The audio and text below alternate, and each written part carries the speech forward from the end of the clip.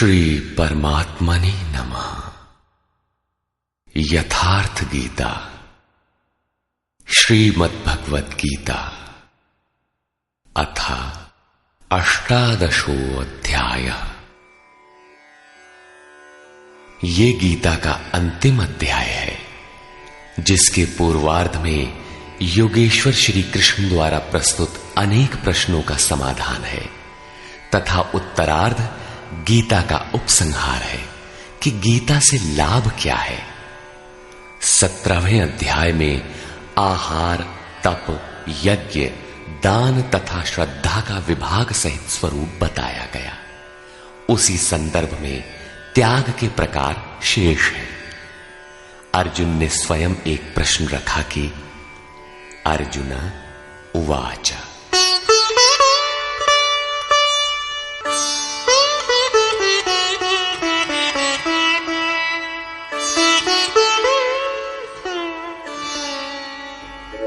सन्न्यासस्य महाबाहो तत्त्वमिच्छामि वेदितुम् त्यागस्य च ऋषिकेश पृथक् केशिनिषूदन। अर्जुन बोला, हे महाबाहो, हे हृदय के सर्वस्व, हे केशनिषूदन, मैं सन्यास और त्याग के यथार्थ स्वरूप को पृथक पृथक जानना चाहता हूं। पूर्ण त्याग सन्यास है, जहां संकल्प और संस्कारों का भी समापन है, और इससे पहले साधना की पूर्ति के लिए उत्तरोत्तर आसक्ति का त्याग ही त्याग है।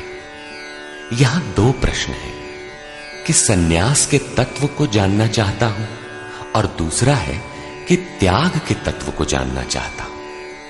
इस पर योगेश्वर श्री कृष्ण ने कहा, श्री भगवान उवाच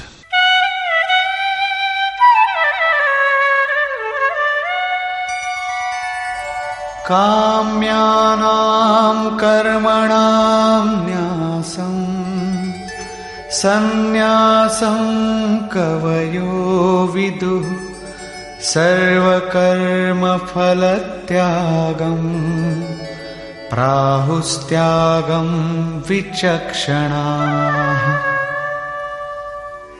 अर्जुन, कितने ही पंडित जन काम्य कर्मों के त्याग को सन्यास कहते हैं और कितने ही विचार कुशल पुरुष संपूर्ण कर्म फलों के त्याग को त्याग कहते हैं। त्याज्यं दोषवदित्येके कर्म प्राहुर्मनीषिणः यज्ञदानतपः कर्म न त्याज्यमिति चापरे। कई एक विद्वान ऐसा कहते हैं कि सभी कर्म दोषयुक्त हैं, अतः त्याग देने योग्य हैं, और दूसरे विद्वान ऐसा कहते हैं कि यज्ञ, दान और तप त्यागने योग्य नहीं है। इस प्रकार अनेक मत प्रस्तुत करके योगेश्वर अपना भी निश्चित मत देते हैं।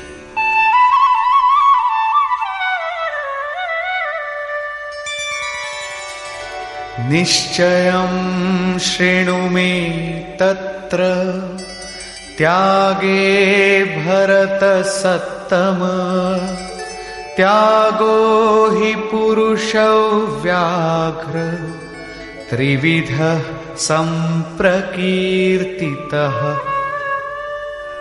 हे अर्जुन, उस त्याग के विषय में तू मेरे निश्चय को सुन। हे पुरुष श्रेष्ठ, वो त्याग 3 प्रकार का कहा गया है। यज्ञदान तपः कर्म न त्याज्यं कार्यमेव तत् यज्ञो दानं तपश्चैव पावनानि मनीषिणाम्। यज्ञ, दान और तप ये 3 प्रकार के कर्म त्यागने योग्य नहीं हैं। इन्हें तो करना ही चाहिए, क्योंकि यज्ञ, दान और तप तीनों ही पुरुषों को पवित्र करने वाले हैं। श्री कृष्ण ने 4 प्रचलित मतों का उल्लेख किया। पहला, काम्य कर्मों का त्याग। दूसरा, संपूर्ण कर्म फलों का त्याग। तीसरा, दोष युक्त होने के कारण सभी कर्मों का त्याग। और चौथा मत था, यज्ञ, दान और तप त्यागने योग्य नहीं है। उनमें से एक मत से अपनी सहमति प्रकट करते हुए कहा कि अर्जुन, मेरा भी यह निश्चित किया हुआ मत है कि यज्ञ, दान और तप रूप क्रिया त्यागने योग्य नहीं है। इससे सिद्ध है कि कृष्ण काल में भी कई मत प्रचलित थे, जिनमें एक यथार्थ था। उस काल में भी कई मत थे, आज भी है। महापुरुष जब दुनिया में आता है तो कई मतांतरों में से कल्याणकारी मत को निकालकर सामने खड़ा कर देता है। प्रत्येक महापुरुष ने यही किया है। श्री कृष्ण ने भी यही किया। उन्होंने कोई नया मार्ग नहीं बताया, बल्कि प्रचलित कई मतों के बीच सत्य को समर्थन देकर उसे स्पष्ट कर दिया।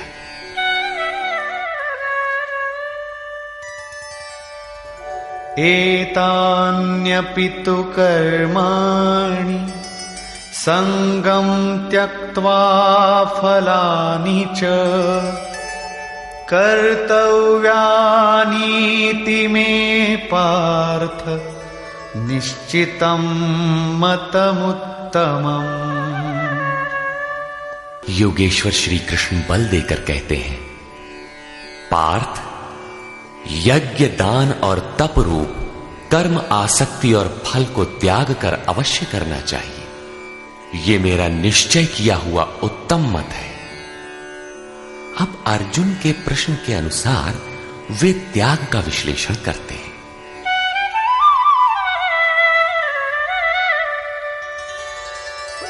नियतस्य तु सन्न्यासः कर्मणो नोपपद्यते मोहात्तस्य परित्यागस्तामसः परिकीर्तितः।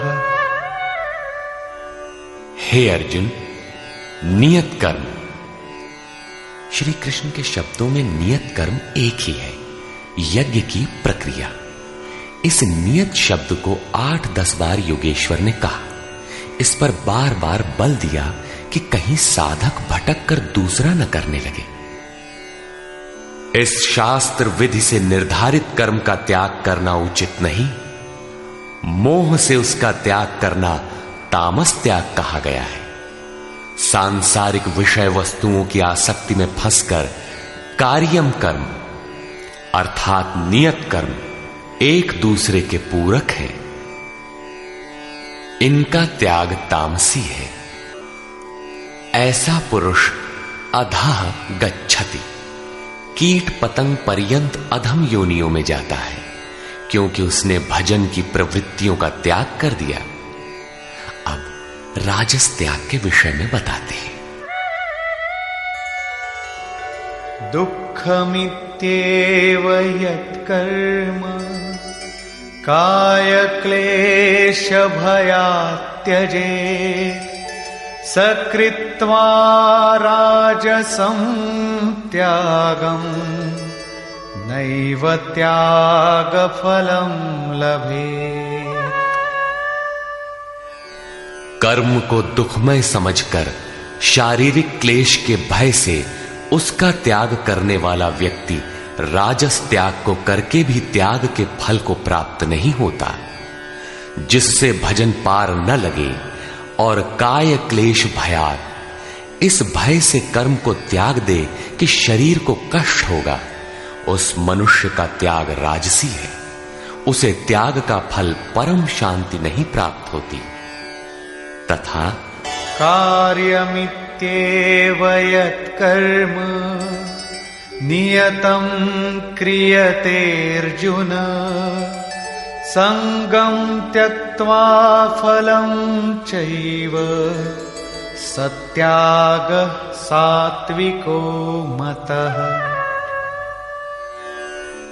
हे अर्जुन, करना कर्तव्य है ऐसा समझकर जो नियतम शास्त्र विधि से निर्धारित किया हुआ कर्म संग दोष और फल को त्याग कर किया जाता है, वही सात्विक त्याग है। अतः नियत कर्म करें और इसके सिवाय जो कुछ है उसका त्याग कर दें। ये नियत कर्म भी क्या करते ही रहेंगे या कभी इसका भी त्याग होगा? इस पर कहते हैं, अब अंतिम त्याग का रूप देखें।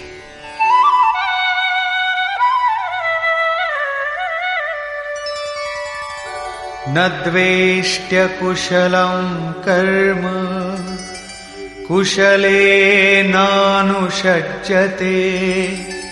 त्यागी सत्त्वसमाविष्टो मेधावी छिन्न संशयः। हे अर्जुन, जो पुरुष अकुशलम कर्म अर्थात अकल्याणकारी कर्म से, शास्त्र नियत कर्म ही कल्याणकारी है, इसके विरोध में जो कुछ है इसी लोक का बंधन है, इसलिए अकल्याणकारी है, ऐसे कर्मों से द्वेष नहीं करता और अकल्याणकारी कर्म में आसक्त नहीं होता। जो करना था वो भी शेष नहीं है, ऐसा सत्व से संयुक्त पुरुष संशय रहित, ज्ञानवान और त्यागी है। उसने सब कुछ त्यागा है, लेकिन प्राप्ति के साथ वो पूर्ण त्याग ही सन्यास है। हो सकता है और कोई सरल रास्ता हो? इस पर कहते हैं, नहीं। नहि देहभृता शक्यं त्यक्तुं कर्माण्यशेषतः यस्तु कर्मफलत्यागी सत्यागीत्यभिधीयते।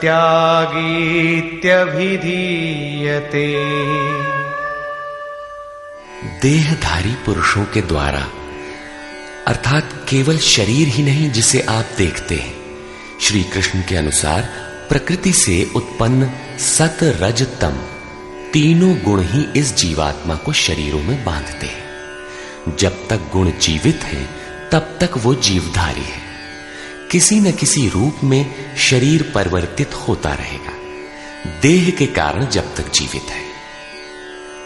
देहधारी पुरुषों के द्वारा संपूर्णता से सब कर्मों का त्याग संभव नहीं है, इसलिए जो पुरुष कर्म के फल का त्यागी है वही त्यागी है, ऐसा कहा जाता है।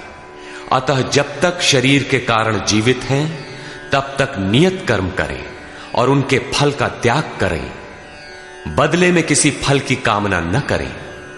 वैसे सकामी पुरुषों के कर्मों का फल भी होता है।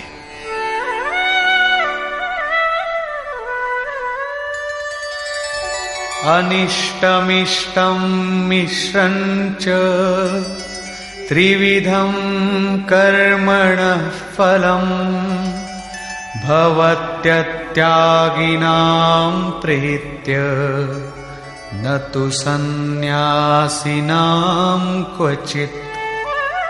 सकामी पुरुषों के कर्मों का अच्छा, बुरा और मिला हुआ ऐसा 3 प्रकार का फल मरने के पश्चात भी होता है, जन्म जन्मांतरों तक मिलता है। किंतु सन्यासी नाम सर्वस्व का न्यास अर्थात अंत करने वाले पूर्ण त्यागी पुरुषों के कर्मों का फल किसी भी काल में नहीं होता। यही शुद्ध सन्यास है। सन्यास चरमोत्कृष्ट अवस्था है। भले बुरे कर्मों का फल तथा पूर्ण न्यास काल में उनके अंत का प्रश्न पूरा हुआ। अब पुरुष के द्वारा शुभ अथवा अशुभ कर्म होने में क्या कारण है, इस पर देखें।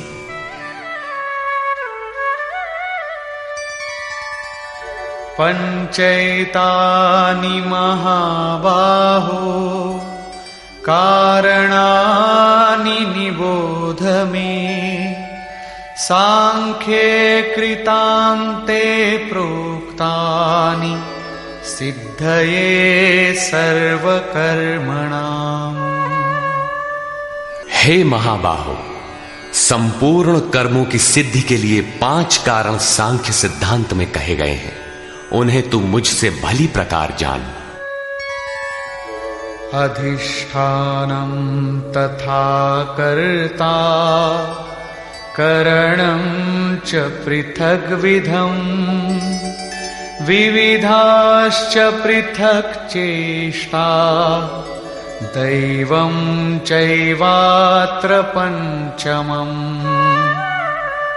इस विषय में कर्ता अर्थात ये मन, पृथक पृथक करण अर्थात जिनके द्वारा किया जाता है, यदि शुभ पार लगता है तो विवेक, वैराग्य, शम, दम, त्याग, अनवरत चिंतन की प्रवृत्तियां करण होंगी। यदि अशुभ पार लगता है तो काम, क्रोध, राग, द्वेष, लिप्सा इत्यादि करण होंगे। इनके द्वारा प्रेरित होंगे नाना प्रकार की न्यारी न्यारी चेष्टाएं अर्थात अनंत इच्छाएं। आधार अर्थात साधन, जिस इच्छा के साथ साधन मिला वही इच्छा पूरी होने लगती है।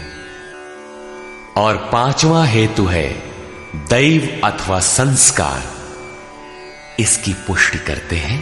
शरीर वांग मनोभिर्यत् कर्म प्रारभते नरः न्याय्यं वा विपरीतं वा पंचैते तस्य हेतवः।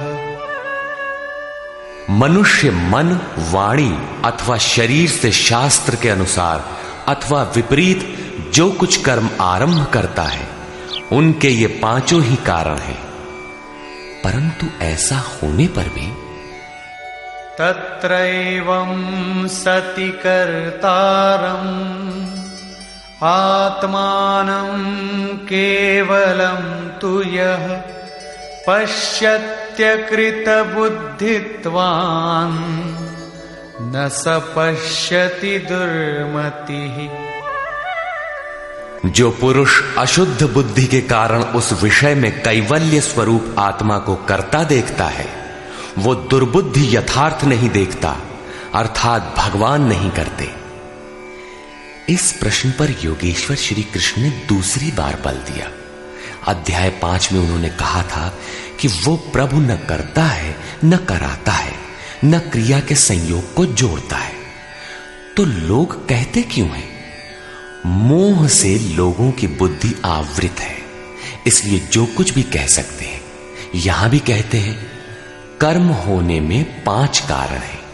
उसके बावजूद भी जो कैवल्य स्वरूप परमात्मा को करता देखता है, वो मूढ़ बुद्धि अर्थात दुर्बुद्धि यथार्थ नहीं देखता अर्थात भगवान नहीं करते।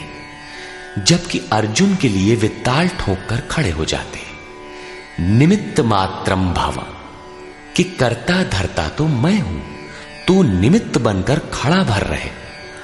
अंततः वे महापुरुष कहना क्या चाहते हैं? वस्तुतः भगवान और प्रकृति के बीच एक आकर्षण रेखा है। जब तक साधक प्रकृति की सीमा में है, भगवान नहीं करते। बहुत समीप रहकर भी दृष्टा रूप में ही रहते हैं। अनन्य भाव से इष्ट को पकड़ने पर वे हृदय देश से संचालक बन जाते हैं। साधक प्रकृति की आकर्षण सीमा से निकलकर उनके क्षेत्र में आ जाता है। ऐसे अनुरागी के लिए वे ताल ठोककर सदैव खड़े रहते हैं। केवल उसी के लिए भगवान करते हैं। अतः चिंतन करें। प्रश्न पूरा हुआ। आगे देखें। यस्य नाहं कृतो भावो बुद्धिर्यस्य न लिप्यते हत्वापि स इमान् लोकान् न हन्ति न निबध्यते। जिस पुरुष के अंतःकरण में मैं करता हूं ऐसा भाव नहीं है तथा जिसकी बुद्धि लिपायमान नहीं होती, वो पुरुष इन सब लोकों को मारकर भी वास्तव में न तो मारता है और न बंधता है। लोक संबंधी संस्कारों का विलय ही लोक संहार है। अब उस नियत कर्म की प्रेरणा कैसे होती है, इस पर देखें।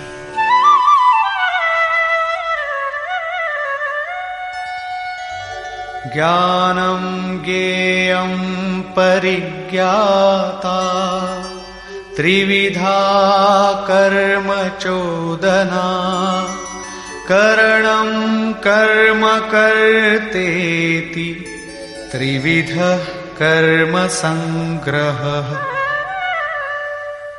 अर्जुन, परिज्ञाता अर्थात पूर्ण ज्ञाता महापुरुषों से ज्ञानम, उसको जानने की विधि से, और ज्ञेय जानने योग्य वस्तु। श्री कृष्ण ने पीछे कहा, मैं ही ज्ञेय जानने योग्य पदार्थ हूं, से कर्म करने की प्रेरणा मिलती है। पहले तो पूर्ण ज्ञाता कोई महापुरुष हो, उनके द्वारा उस ज्ञान को जानने की विधि प्राप्त हो, लक्ष्य ज्ञेय पर दृष्टि हो, तभी कर्म की प्रेरणा मिलती है। और कर्ता अर्थात मन की लगन, करण अर्थात विवेक, वैराग्य, शम, दम इत्यादि तथा कर्म की जानकारी से कर्म का संग्रह होता है, कर्म इकट्ठा होने लगता है। पीछे कहा गया था कि प्राप्ति के पश्चात उस पुरुष का कर्म किए जाने से कोई प्रयोजन नहीं होता और न छोड़ने से हानि ही होती है। फिर भी लोक संग्रह अर्थात पीछे वालों के हृदय में कल्याणकारी साधनों के संग्रह के लिए वो कर्म में बरतता है। कर्ता, करण और कर्म के द्वारा इनका संग्रह होता है। ज्ञान, कर्म और कर्ता के भी तीन तीन भेद हैं। ज्ञानम कर्म च कर्ता च त्रिधैव गुणभेदतः प्रोच्यते गुणसंख्यानि यथावत् शृणुतान्यपि। ज्ञान, कर्म तथा कर्ता भी गुणों के भेद से सांख्य शास्त्र में तीन तीन प्रकार के कहे गए हैं, उन्हें भी तू यथावत सुन। प्रस्तुत है पहले ज्ञान का भेद। सर्वभूतेषु येनैकम् भावमव्ययमीक्षते अविभक्तं विभक्तेषु तज्ज्ञानं विद्धि सात्विकम्। अर्जुन, जिस ज्ञान से मनुष्य पृथक पृथक सब भूतों में एक अविनाशी परमात्म भाव को विभाग रहित एक रस देखता है, उस ज्ञान को तू सात्विक जान। ज्ञान प्रत्यक्ष अनुभूति है, जिसके साथ ही गुणों का अंत होना है। ये ज्ञान की परिपक्व अवस्था है। अब राजस ज्ञान देखें। पृथक्त्वेन तु यज्ज्ञानम् नानाभावान् पृथक्विधान् वेत्ति सर्वेषु भूतेषु तज्ज्ञानं विद्धि राजसम्। जो ज्ञान संपूर्ण भूतों में भिन्न प्रकार के अनेक भावों को अलग अलग करके जानता है कि ये अच्छा है, ये बुरे हैं, उस ज्ञान को तू राजस जान। ऐसी स्थिति है तो राजसी स्तर पर तुम्हारा ज्ञान है। अब देखें तामस ज्ञान।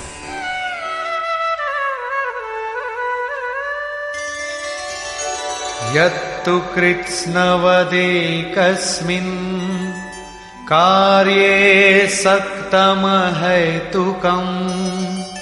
अतत्त्वार्थवदल्पञ्च तत्तामसमुदाहृतम्। जो ज्ञान एकमात्र शरीर में ही संपूर्णता के सदृश आसक्त है, युक्ति रहित अर्थात जिसके पीछे कोई क्रिया नहीं है, तत्व के अर्थ स्वरूप परमात्मा की जानकारी से अलग करने वाला और तुच्छ है, वो ज्ञान तामस कहा जाता है। अब प्रस्तुत है कर्म के 3 भेद।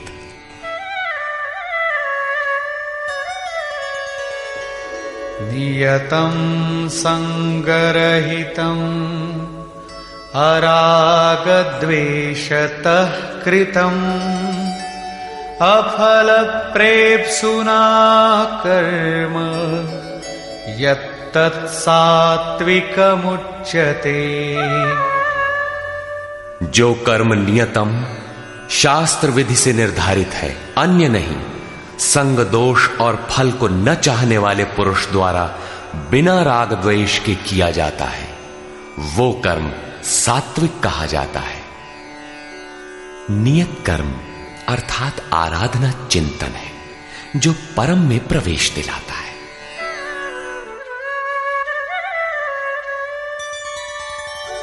यत्तु कामेप्सुना कर्म साहंकारेण वा पुनः क्रियते बहुलायासं तद्राजसमुदारितम्।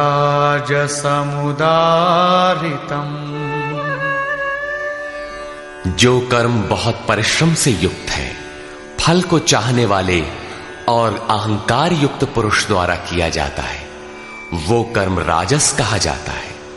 ये पुरुष भी वही नियत कर्म करता है, किंतु अंतर मात्र इतना ही है कि फल की इच्छा और अहंकार से युक्त है, इसलिए उसके द्वारा होने वाले कर्म राजस है। अब देखें तामस।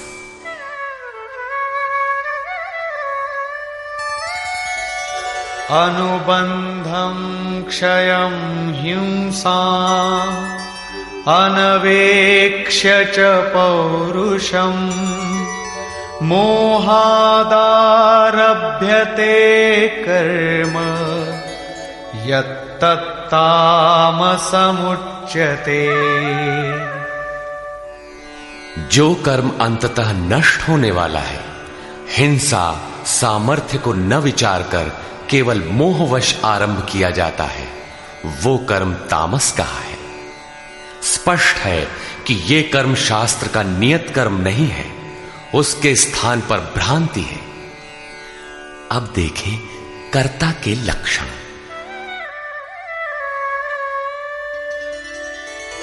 मुक्त संगो नहं वादी धृत्युत्साह समन्वितः सिद्ध्य सिद्ध्योर्निर्विकारः कर्ता सात्विक उच्यते।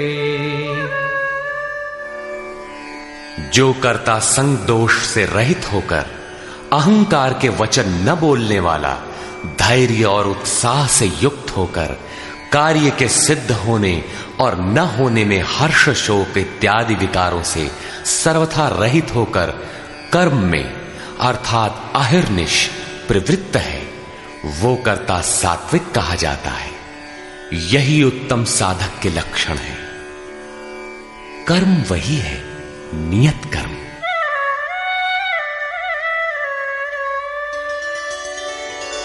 रागी कर्म फल प्रेप्सुः लुब्धो हिंसात्मको शुचिः हर्ष शोकान्वितः कर्ता राजसः परिकीर्तितः।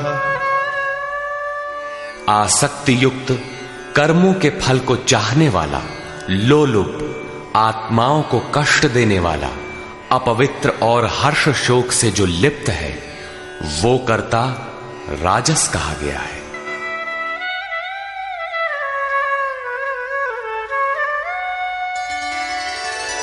अयुक्तः प्राकृतः स्तब्धः शठो नैष्कृतिको लसः विषादी दीर्घसूत्री च कर्ता तामस उच्यते। जो चंचल चित्त वाला, असभ्य, घमंडी, धूर्त, दूसरे के कार्यों में बाधा पहुंचाने वाला, शोक करने के स्वभाव वाला, आलसी और दीर्घ सूत्री है कि फिर कर लेंगे, वो कर्ता तामस कहा जाता है। दीर्घ सूत्री कर्म को कल पर टालने वाला है, यद्यपि करने की इच्छा उसे भी रहती है। इस प्रकार कर्ता के लक्षण पूरे हुए। अब योगेश्वर श्री कृष्ण ने नवीन प्रश्न उठाया, बुद्धि, धारणा और सुख के लक्षण।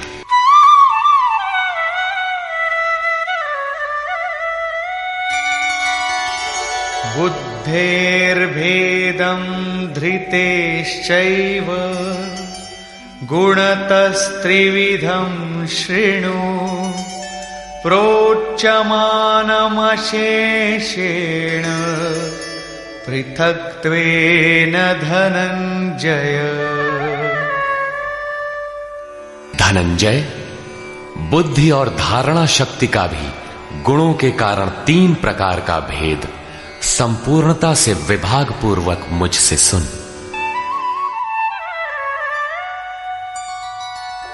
प्रवृत्तिञ्च निवृत्तिञ्च कार्याकार्ये भयाभये बन्धं मोक्षं च या वेत्ति बुद्धिः सा पार्थ सात्विकी।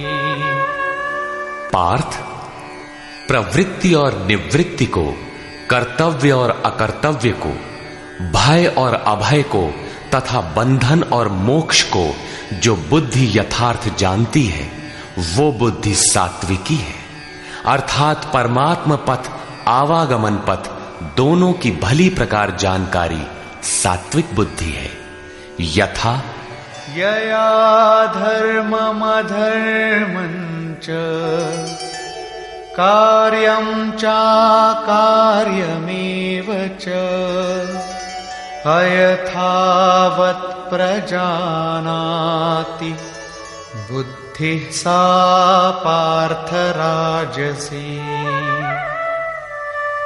पार्थ, जिस बुद्धि द्वारा मनुष्य धर्म और अधर्म को तथा कर्तव्य और अकर्तव्य को भी यथावत नहीं जानता, अधूरा जानता है, वो बुद्धि राजसी है। अब तामसी बुद्धि का स्वरूप देखें।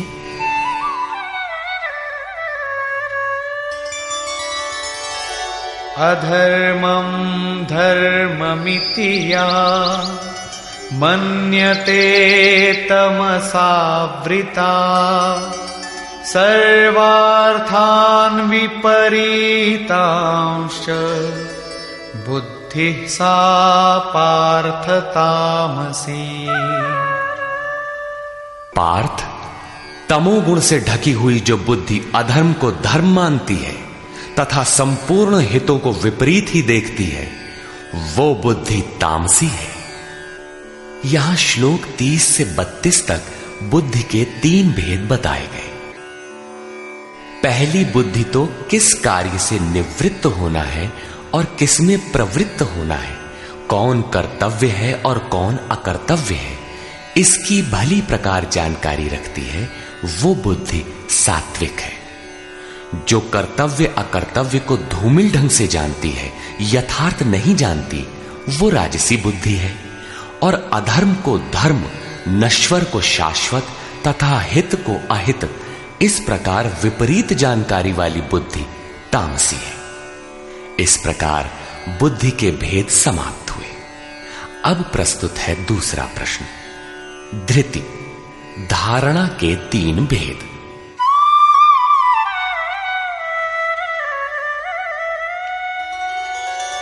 धृत्या यया धारयते मनः प्राणेन्द्रिय क्रिया योगेनाव्यभिचारिण्या धृतिः सा पार्थ सात्विकी।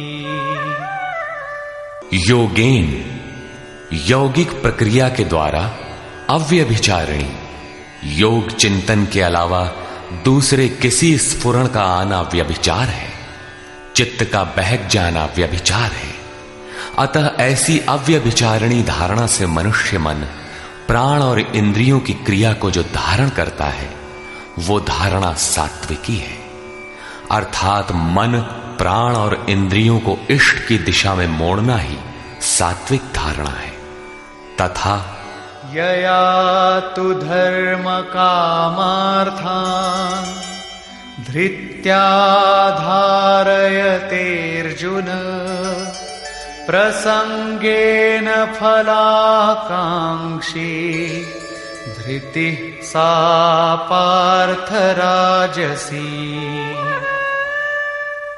हे पार्थ, फल की इच्छा वाला मनुष्य अति आसक्ति से जिस धारणा के द्वारा केवल धर्म, अर्थ और काम को धारण करता है, अर्थात मोक्ष को नहीं, वो धारणा राजसी है।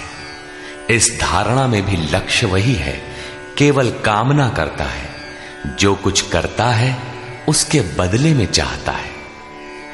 अब तामसी धारणा के लक्षण देखें।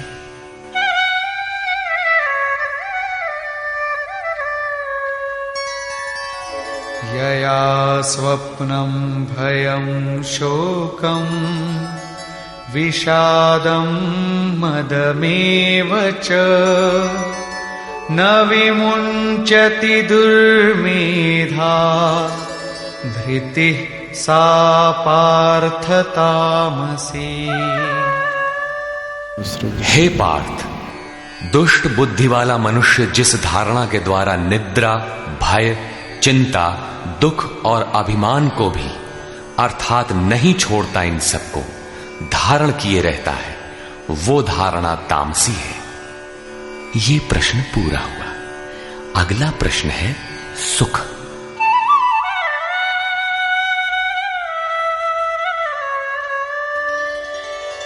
सुखं त्विदानीं त्रिविधं शृणु मे भरतर्षभ अभ्यासाद्रमते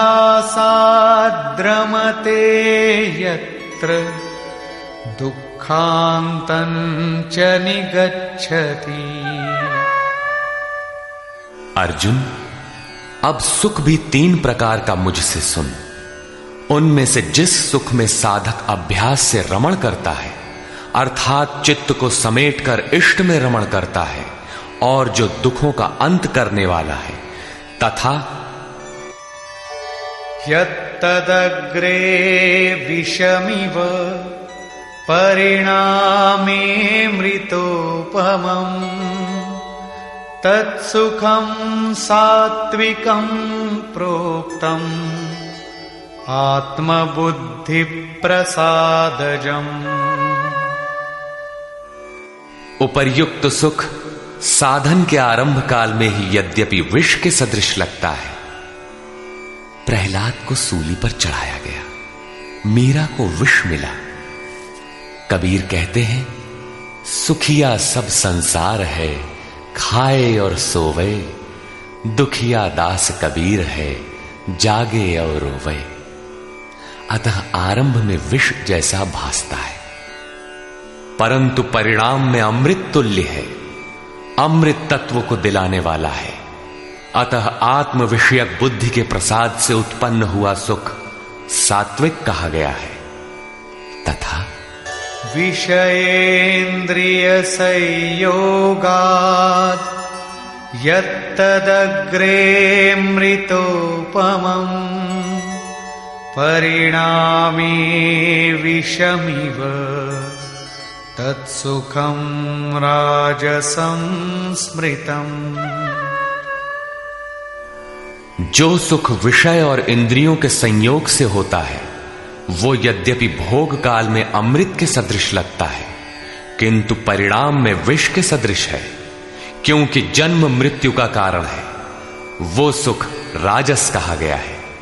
तथा यदग्रे चानुबंधे च सुखं मोहनमात्मनः निद्रालस्य प्रमादोत्थं तत्तामसमुदाहृतम्।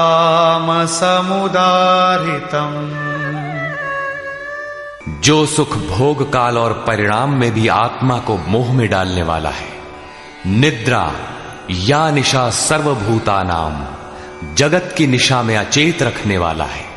आलस्य और व्यर्थ की चेष्टाओं से उत्पन्न वो सुख तामस कहा गया है।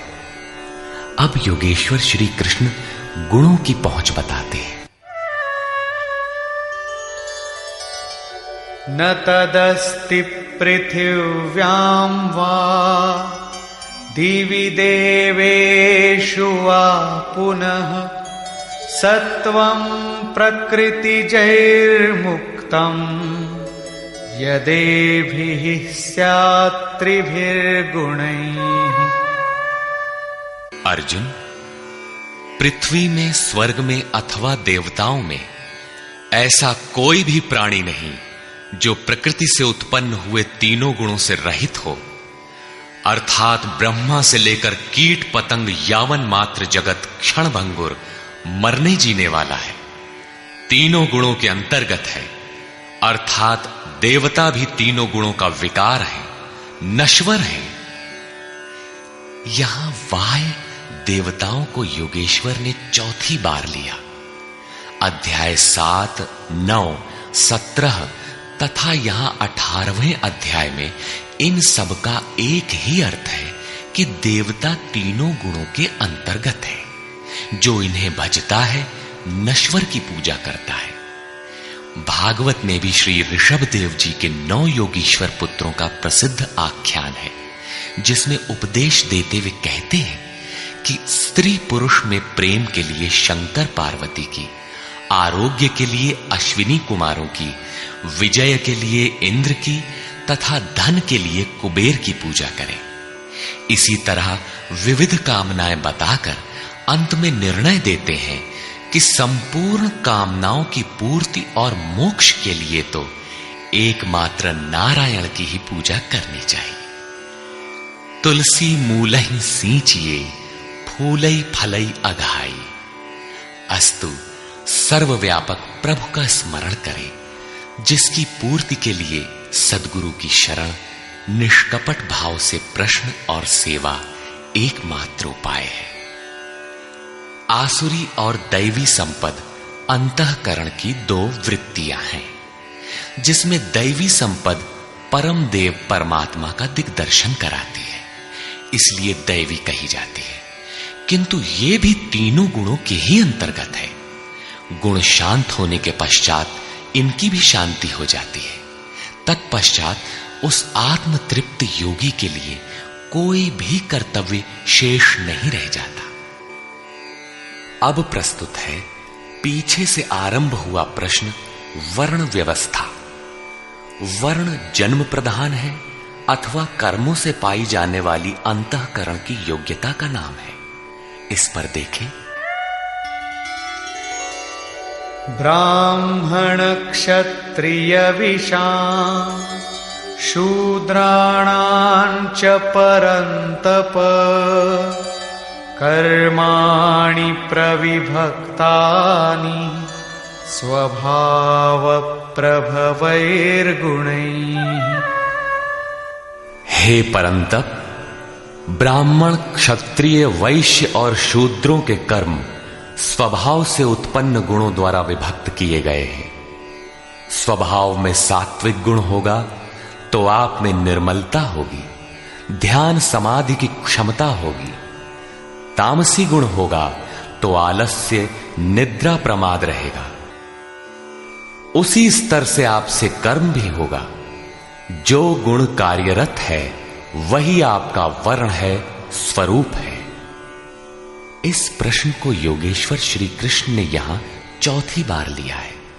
अध्याय 2 में इन 4 वर्णों में से एक क्षत्रिय का नाम लिया कि क्षत्रिय के लिए युद्ध से श्रेयतर कोई मार्ग नहीं है।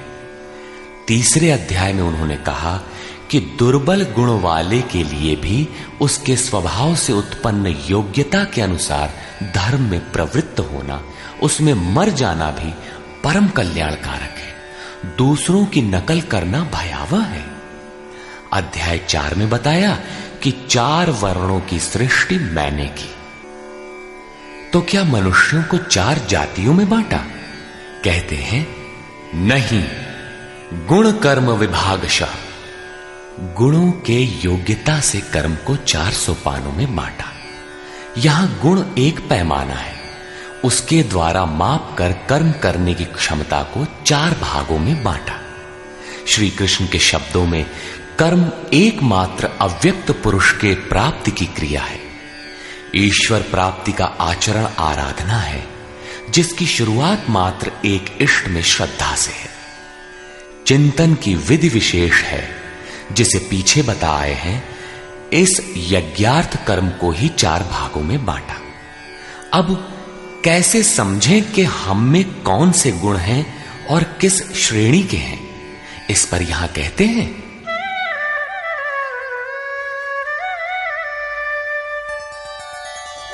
शमोदमस्तपः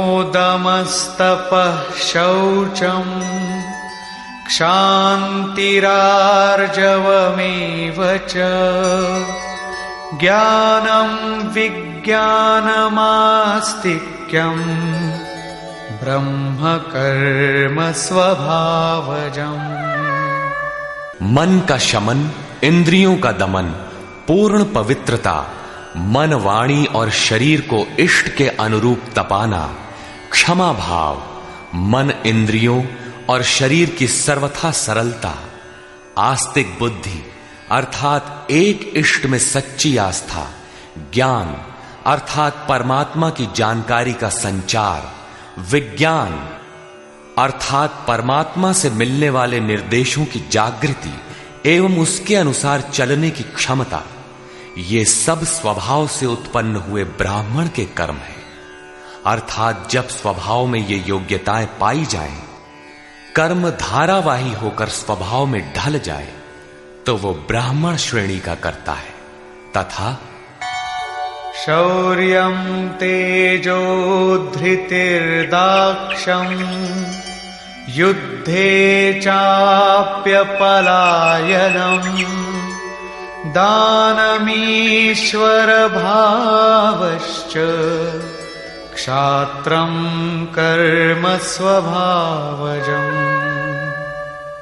शूरवीरता, ईश्वरीय तेज का मिलना, धैर्य, चिंतन में दक्षता अर्थात कर्मसु कौशलम, कर्म करने में दक्षता, प्रकृति के संघर्ष से न भागने का स्वभाव, दान अर्थात सर्वस्व का समर्पण, सब भावों पर स्वामी भाव अर्थात ईश्वर भाव, ये सब क्षत्रिय के स्वभावजम, स्वभाव से उत्पन्न हुए कर्म है। स्वभाव में ये योग्यताएं पाई जाती हैं तो वो कर्ता क्षत्रिय है।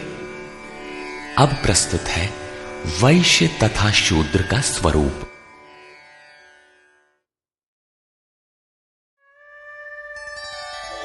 कृषि गौरक्ष वाणिज्यम् वैश्यकर्म स्वभावजम् परिचर्यात्मकं कर्म शूद्रस्यापि स्वभावजम्। कृषि, गोरक्षा और व्यवसाय वैश्य के स्वभावजन्य कर्म है। गोपालन ही क्यों, भैंस को मार डालें, बकरी न रखें, ऐसा कुछ नहीं है। सुदूर वैदिक वाडहमय में गो शब्द अंतःकरण एवं इंद्रियों के लिए प्रचलित था। गोरक्षा का अर्थ है इंद्रियों की रक्षा। विवेक, वैराग्य, शम, दम के द्वारा इंद्रियां सुरक्षित होती हैं। काम, क्रोध, लोभ, मोह के द्वारा ये विभक्त हो जाती हैं, क्षीण हो जाती हैं। आत्मिक संपत्ति ही स्थिर संपत्ति है। ये अपना निज धन है, जो एक बार साथ हो जाने पर सदैव साथ देती है। प्रकृति के द्वंद्वों में से उनका शनैः शनैः संग्रह करना व्यवसाय है। विद्याधनम सर्वधन प्रधानम, इसे अर्जित करना वाणिज्य है। खेती? शरीर ही एक क्षेत्र है। इसके अंतराल में बोया हुआ बीज संस्कार रूप में भला बुरा जमता है। अर्जुन, इस निष्काम कर्म में बीज अर्थात आरंभ का नाश नहीं होता। परम तत्व के चिंतन का जो बीज इस क्षेत्र में पड़ा है, उसे सुरक्षित रखते हुए इसमें आने वाले विजातीय विकारों का निराकरण करते जाना खेती है। अपने से उन्नत अवस्था वाले, प्राप्ति वाले गुरुजनों की सेवा करना शूद्र का स्वभावजन्य कर्म है।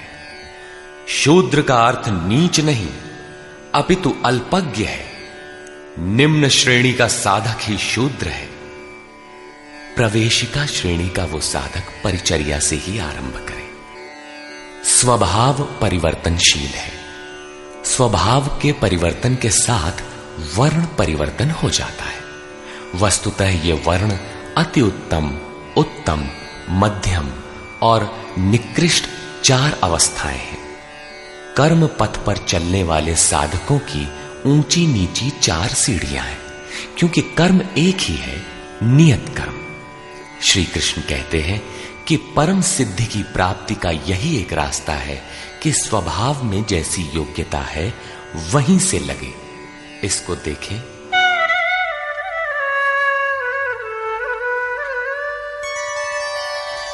स्वे स्वे कर्मण्यभिरतः संसिद्धिं लभते नरः स्वकर्मनिरतः सिद्धिं यथा विन्दति तच्छृणु। अपने अपने स्वभाव में पाई जाने वाली योग्यता के अनुसार कर्म में लगा हुआ मनुष्य संसिद्धिम, भगवत प्राप्ति रूपी परम सिद्धि को प्राप्त होता है। पहले भी कहे आए हैं, इस कर्म को करके तू परम सिद्धि को प्राप्त होगा। कौन सा कर्म करके? अर्जुन, तू शास्त्र विधि से निर्धारित कर्म, यज्ञार्थ कर्म कर। अब स्वकर्म करने की क्षमता के अनुसार कर्म में लगा हुआ मनुष्य परम सिद्धि को किस प्रकार प्राप्त होता है, वो विधि तुम मुझसे सुन। ध्यान दे। यतः प्रवृत्तिर्भूतानां येन सर्वमिदं ततं स्वकर्मणा तमभ्यर्च्य सिद्धिं विन्दति मानवः। जिस परमात्मा से सब भूतों की उत्पत्ति हुई, जिससे यह संपूर्ण जगत व्याप्त है, उस परमेश्वर को स्वकर्मणा, अपने स्वभाव से उत्पन्न हुए कर्म के द्वारा अर्चन कर परम सिद्धि को प्राप्त होता है। अतः परमात्मा की भावना और परमात्मा का ही सर्वांगीण अर्चन और क्रमशः चलना आवश्यक है। जैसे कोई बड़ी कक्षा में बैठ जाए तो छोटी भी खो देगा और बड़ी तो मिलेगी ही नहीं। अतः इस कर्म पथ पर सोपानशः चलने का विधान है। जैसे अध्याय 18 के 6 श्लोक में। इसी पर पुनः बल देते हुए कहते हैं कि आप अल्पज्ञ ही क्यों ना हो, वहीं से आरंभ करें। वो विधि है परमात्मा के प्रति समर्पण।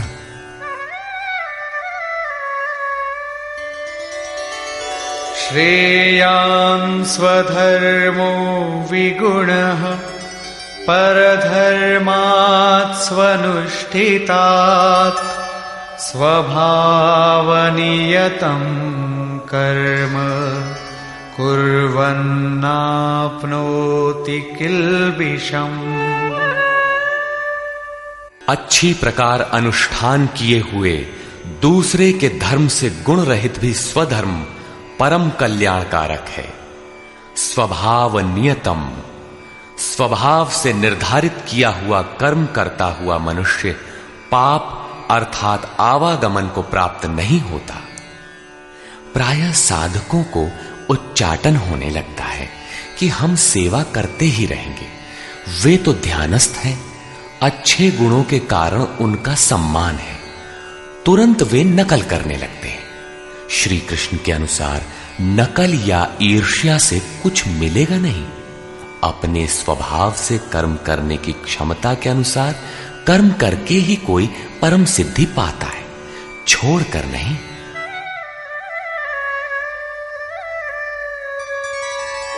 सहजं कर्म कौन्तेय सदोषमपि न त्यजेत्। सर्वारम्भा हि दोषेण धूमेनाग्निरिवावृताः। कौन्तेय, दोष युक्त अल्पज्ञ अवस्था वाला है तो सिद्ध है कि अभी दोषों का बाहुल्य है। ऐसा दोष युक्त भी सहजम कर्म, स्वभाव से उत्पन्न सहज कर्म को नहीं त्यागना चाहिए, क्योंकि धुएं से अग्नि के सदृश सभी कर्म किसी न किसी दोष से आवृत्त हैं। ब्राह्मण श्रेणी ही सही, कर्म तो करना पड़ रहा है। स्थिति नहीं मिली तब तक दोष विद्यमान है, प्रकृति का आवरण विद्यमान है। दोषों का अंत वहां होगा जहां ब्राह्मण श्रेणी का कर्म भी ब्रह्म में प्रवेश के साथ विलय हो जाता है। उस प्राप्ति वाले का लक्षण क्या है जहां कर्मों से प्रयोजन नहीं रह जाता?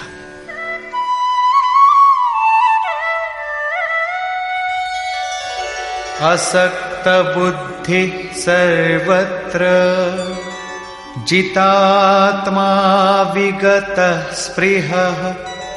नैष्कर्म्य सिद्धिं परमां संन्यासेनाधिगच्छति।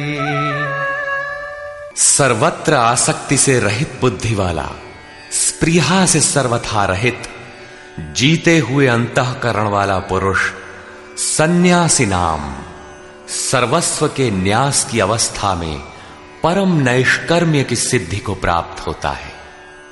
यहां सन्यास और परम नैष्कर्म्य सिद्धि पर्याय है। यहां सांख्य योगी वहीं पहुंचता है जहां के निष्काम कर्मयोगी। ये उपलब्धि दोनों मार्गियों के लिए समान है। अब परम नैष्कर्म्य सिद्धि को प्राप्त हुआ पुरुष जैसे ब्रह्म को प्राप्त होता है, उसका संक्षेप में चित्रण करते हैं।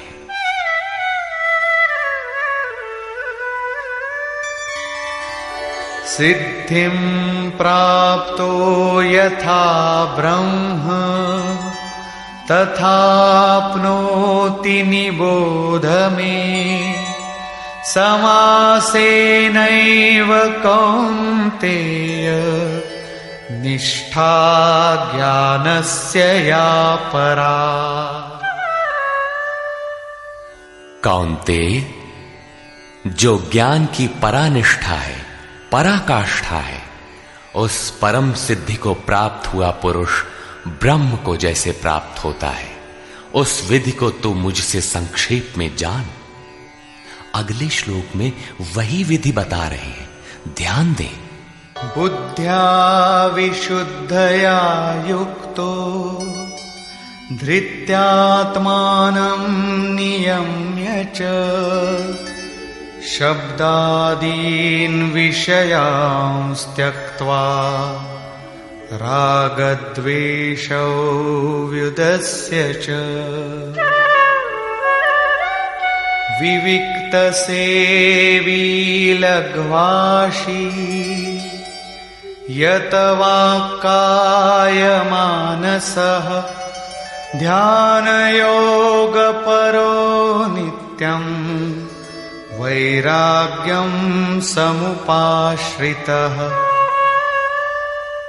अर्जुन, विशेष रूप से शुद्ध बुद्धि से युक्त एकांत और शुभ देश का सेवन करने वाला, साधना में जितना सहायक हो उतना ही आहार करने वाला, जीते हुए मन, वाणी और शरीर वाला, दृढ़ वैराग्य को भली प्रकार प्राप्त हुआ पुरुष निरंतर ध्यान योग के परायण और ऐसी धारणा से युक्त, अर्थात इसी सब को धारण करने वाला तथा अंतःकरण को वश में करके शब्दादिक विषयों को त्याग कर, राग द्वेष को नष्ट करके तथा अहंकारं बलं दर्पं कामं क्रोधं परिग्रहं विमुच्य निर्ममः शान्तो ब्रह्मभूयाय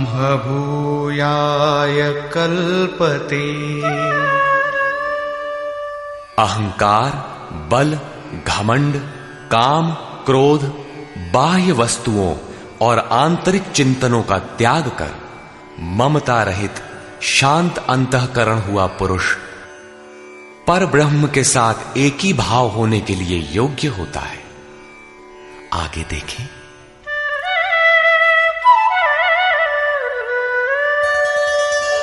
ब्रह्मभूतः प्रसन्नात्मा न शोचति न कांक्षति समः सर्वेषु भूतेषु मद्भक्तिं लभते पराम्। ब्रह्म के साथ एक ही भाव होने की योग्यता वाला वो प्रसन्न चित्त पुरुष न तो किसी वस्तु के लिए शोक करता है और न किसी की आकांक्षा ही करता है। सब भूतों में समभाव हुआ वो भक्ति की पराकाष्ठा पर है। भक्ति अपना परिणाम देने की स्थिति में है जहां ब्रह्म में प्रवेश मिलता है। अब भक्त्या मामभिजानाति यावान्यश्चास्मि तत्त्वतः ततो मां तत्त्वतो ज्ञात्वा विशते तदनन्तरम्। उस पराभक्ति के द्वारा वो मुझे तत्व से भली प्रकार जानता है। वो तत्व है क्या? मैं जो और जिस प्रभाव वाला हूं, अजर अमर शाश्वत जिन अलौकिक गुणधर्मों वाला हूं, उसे जानता है और मुझे तत्व से जानकर तत्काल ही मुझ में प्रवेश कर जाता है। प्राप्ति काल में तो भगवान दिखाई पड़ते हैं और प्राप्ति के ठीक बाद तत्क्षण वो अपने ही आत्म स्वरूप को उन ईश्वरीय गुण धर्मों से युक्त पाता है कि आत्मा ही अजर अमर शाश्वत अव्यक्त और सनातन है। अहंकार, बल, दर्प, काम, क्रोध, मद, मोह इत्यादि प्रकृति में गिराने वाले विकार जब सर्वथा शांत हो जाते हैं और विवेक, वैराग्य, शम, दम, एकांत सेवन, ध्यान इत्यादि ब्रह्म में प्रवेश दिलाने वाली योग्यताएं जब पूर्णतया परिपक्व हो जाती हैं, उस समय वो ब्रह्म को जानने योग्य होता है। उस योग्यता का नाम ही पराभक्ति है। इसी योग्यता द्वारा वो तत्व को जानता है। तत्व है क्या? मुझे जानता है। भगवान जो है, जिन विभूतियों से युक्त है, उसे जानता है और मुझे जानकर तत्क्षण मुझ में ही स्थित हो जाता है। अर्थात ब्रह्म, तत्व, ईश्वर, परमात्मा और आत्मा एक दूसरे के पर्याय हैं। एक की जानकारी के साथ ही इन सब की जानकारी हो जाती है। यही परम सिद्धि, परम गति, परम धाम भी है। अतः गीता का दृढ़ निश्चय है कि सन्यास और निष्काम कर्म योग दोनों ही परिस्थितियों में परम नैष्कर्म्य सिद्धि को पाने के लिए नियत कर्म अर्थात चिंतन अनिवार्य है। अब तक तो सन्यासी के लिए भजन चिंतन पर बल दिया और अब समर्पण कहकर उसी वार्ता को निष्काम कर्मयोगी के लिए भी कहते हैं। सर्वकर्माण्यपि सदा कुर्वाणो मद्व्यपाश्रयः मत्प्रसादादवाप्नोति शाश्वतं पदमव्ययम्।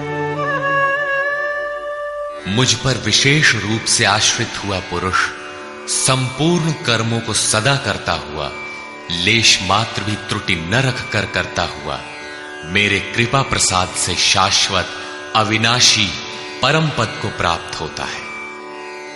कर्म वही है, नियत कर्म, यज्ञ की प्रक्रिया।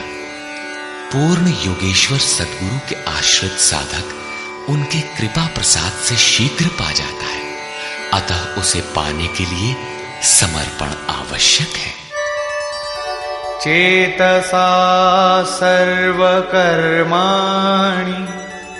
मयि सन्न्यस्य मत्परः बुद्धियोगमुपाश्रित्य मच्चित्तः सततं भव। अतः अर्जुन, संपूर्ण कर्मों को अर्थात जितना कुछ तुझसे बन पड़ता है मन से मुझे अर्पित करके, अपने भरोसे नहीं बल्कि मुझे समर्पण करके मेरे परायण हुआ बुद्धि योग अर्थात योग की बुद्धि का अवलंबन करके निरंतर मुझ में चित्त को लगा। योग एक ही है जो सर्वथा दुखों का अंत करने वाला और परम तत्व परमात्मा में प्रवेश दिलाने वाला है। उसकी क्रिया भी एक ही है, यज्ञ की प्रक्रिया जो मन तथा इंद्रियों के संयम, श्वास प्रश्वास तथा ध्यान इत्यादि पर निर्भर है, जिसका परिणाम भी एक ही है, यान्ति ब्रह्म सनातनम। इसी पर आगे कहते हैं,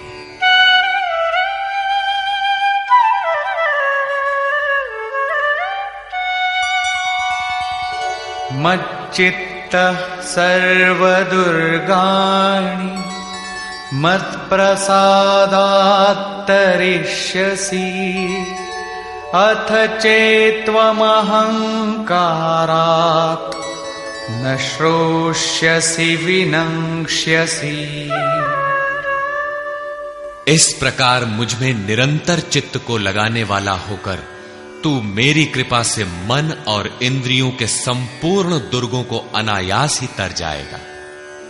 इंद्रिन द्वार झरोखा नाना, तह तह सुर बैठे करी थाना। आवत देखहि विषय वयारी, ते हठि देह कपाट उघारी। ये ही दुर्जय दुर्ग है, मेरी कृपा से तू इन बाधाओं का अतिक्रमण कर जाएगा। किंतु अहंकारवश यदि तू मेरे वचनों को नहीं सुनेगा तो विनष्ट हो जाएगा, परमार्थ से च्युत हो जाएगा। पुनः इसी पर बल देते हैं, यदहंकारमाश्रित्य न योत्स्य इति मन्यसे मिथ्यैष व्यवसायस्ते प्रकृतिस्त्वां नियोक्ष्यति। जो तू अहंकार का आश्रय लेकर ऐसा मानता है कि युद्ध नहीं करूंगा, तो ये तेरा निश्चय मिथ्या है, क्योंकि तेरा स्वभाव तुझे बलात् युद्ध में लगा देगा। स्वभावजेन कौन्तेय निबद्ध स्वेन कर्मणा कर्तुं नेच्छसि यन्मोहात् करिष्यस्य वशोऽपि तत्। कौन्तेय, मोहवश तू जिस कर्म को नहीं करना चाहता उसको भी अपने स्वभाव से उत्पन्न हुए कर्म से बंधा हुआ परवश होकर करेगा। प्रकृति के संघर्ष से न भागने का तुम्हारा क्षत्रिय श्रेणी का स्वभाव तुम्हें बरबस कर्म में लगाएगा। प्रश्न पूरा हुआ। अब वो ईश्वर रहता कहां है, इस पर कहते हैं, ईश्वरः सर्वभूतानां हृद्देशेऽर्जुन तिष्ठति भ्रामयन् सर्वभूतानि यन्त्रारूढानि मायया। अर्जुन, वो ईश्वर संपूर्ण भूत प्राणियों के हृदय देश में निवास करता है। इतना समीप है तो लोग जानते क्यों नहीं? माया रूपी यंत्र में आरूढ़ होकर सब लोग भ्रमवश चक्कर लगाते ही रहते हैं, इसलिए नहीं जानते। ये यंत्र बड़ा बाधक है जो बार बार नश्वर कलेवरों अर्थात शरीरों में घुमाता रहता है। तो शरण किसकी लें? तमेव शरणं गच्छ सर्वभावेन भारत, तत्प्रसादात् परां शान्तिं स्थानं प्राप्स्यसि शाश्वतम्।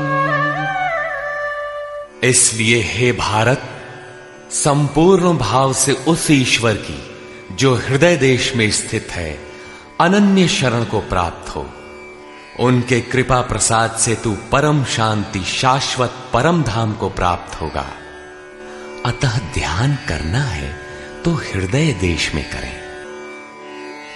ईश्वर का निवास स्थान हृदय है। भागवत के चतुश्लोकी गीता का सारांश भी यही है कि वैसे तो मैं सर्वत्र हूं, किंतु प्राप्त होता हूं तो हृदय देश में ध्यान करने से ही। इति ते ज्ञानमाख्यातम् गुह्याद्गुह्यतरं मया, विमृश्यैतदशेषेण यथेच्छसि तथा कुरु। इस प्रकार बस इतना ही गोपनीय से भी अति गोपनीय ज्ञान मैंने तेरे लिए कहा है। इस विधि से संपूर्ण रूप से विचार कर, फिर तू जैसा चाहता है वैसा कर। सत्य यही है, शोध की स्थली यही है, प्राप्ति की स्थली भी यही है। किंतु हृदय स्थित ईश्वर दिखाई नहीं देता, इस पर उपाय बताते हैं।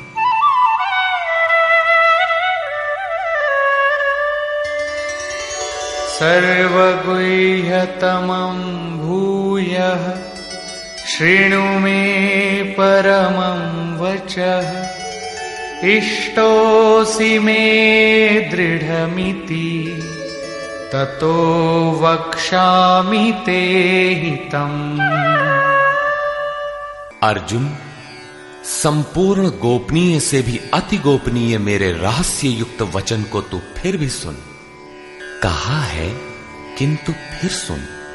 साधक के लिए इष्ट सदैव खड़े रहते हैं। क्योंकि तू मेरा अतिशय प्रिय है, इसलिए ये परम हितकारक वचन मैं तेरे लिए फिर भी कहूंगा। वो है क्या?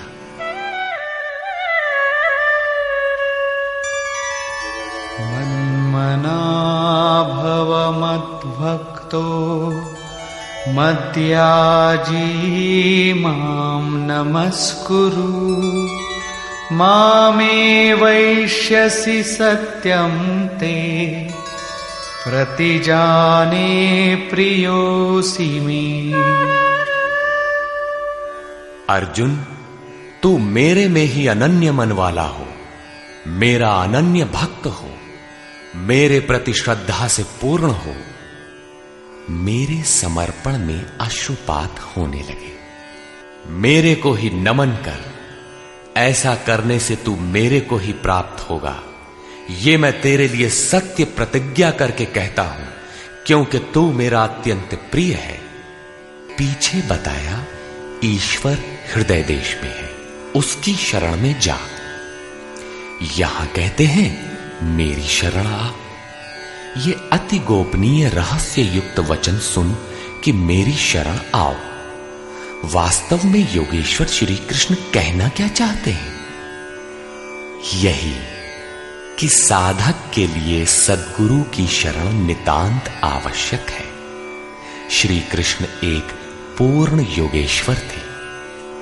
अब समर्पण की विधि बताते हैं। सर्वधर्मान् परित्यज्य मामेकं शरणं व्रज अहं त्वा सर्वपापेभ्यो मोक्षयिष्यामि मा शुचः। संपूर्ण धर्मों को त्याग कर, अर्थात मैं ब्राह्मण श्रेणी का करता हूं या शूद्र श्रेणी का, क्षत्रिय हूं अथवा वैश्य, इसके विचार को त्याग कर केवल एक मेरी अनन्य शरण को प्राप्त हो। मैं तुझे संपूर्ण पापों से मुक्त करा दूंगा। तू शोक मत कर। इन सब ब्राह्मण क्षत्रिय इत्यादि वर्णों का विचार न कर कि इस कर्म पथ में किस स्तर का हूं। जो अनन्य भाव से शरण हो जाता है, सिवाय इष्ट के अन्य किसी को नहीं देखता, उसके क्रमशः वर्ण परिवर्तन, उत्थान तथा पूर्ण पापों से निवृत्ति अर्थात मोक्ष की जिम्मेदारी वो इष्ट सद्गुरु स्वयं अपने हाथों में ले लेते हैं। प्रत्येक महापुरुष ने यही कहा। शास्त्र जब लिखने में आ जाता है तो लगता है कि यह सबके लिए है, किंतु है वस्तुतः श्रद्धावान के लिए ही। अर्जुन अधिकारी था, अतः उसे बल देकर कहा। अब योगेश्वर स्वयं निर्णय देते हैं कि इसके अधिकारी कौन है। इदन्ते न तपस्काय न भक्ताय कदाचन न चाशुश्रूषवे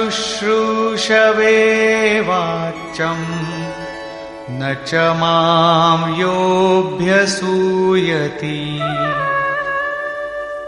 अर्जुन, इस प्रकार तेरे हित के लिए कहे हुए इस गीता के उपदेश को किसी काल में भूल कर भी न तो तप रहित मनुष्य के प्रति कहना चाहिए, न भक्ति रहित के प्रति कहना चाहिए, न बिना सुनने की इच्छा वाले के प्रति कहना चाहिए।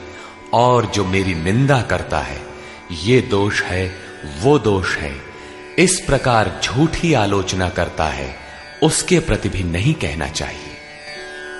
महापुरुष ही तो थे जिनके समक्ष स्तुतिकर्ताओं के साथ साथ कतिपय निंदक भी रहे होंगे। इनसे तो नहीं कहना चाहिए, किंतु प्रश्न स्वाभाविक है कि कहा किससे जाए। इस पर देखें।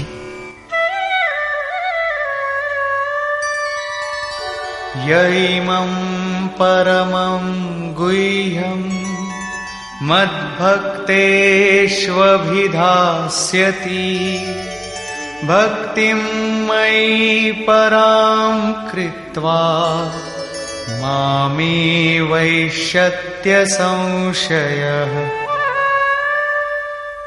जो मनुष्य मुझ में परम प्रेम करके इस परम रहस्य युक्त गीता के उपदेश को मेरे भक्तों में कहेगा, वो निसंदेह मुझे ही प्राप्त होगा।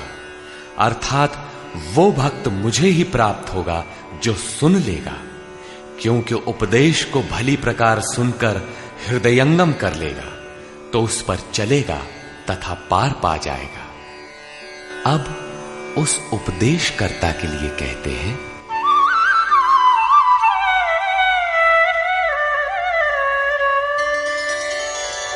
न च तस्मान् मनुष्येषु कश्चिन्मे प्रियकृत्तमः भविता न च मे तस्माद् अन्यः प्रियतरो भुवि।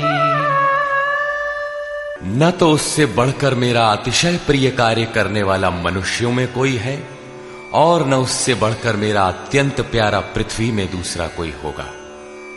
किससे? जो मेरे भक्तों में मेरा उपदेश करेगा, उनको उधर उस पथ पर चलाएगा, क्योंकि कल्याण का यही एक स्रोत है, राजमार्ग है। अब देखें अध्ययन। अध्येष्यते च य इमम् धर्म्यं संवादमावयोः ज्ञानयज्ञेन तेनाहम् इष्टः स्यामिति मे मतिः। जो पुरुष इस धर्ममय हम दोनों के संवाद को अध्येष्यते भली प्रकार मनन करेगा, उसके द्वारा मैं ज्ञान यज्ञ से पूजित होऊंगा, अर्थात ऐसा यज्ञ जिसका परिणाम ज्ञान है, जिसका स्वरूप पीछे बताया गया है, जिसका तात्पर्य है साक्षात्कार के साथ मिलने वाली जानकारी। ऐसा मेरा निश्चित मत है। श्रद्धावाननसूयश्च शृणुयादपि यो नरः सोऽपि मुक्तः शुभान् लोकान् प्राप्नुयात् पुण्यकर्मणाम्।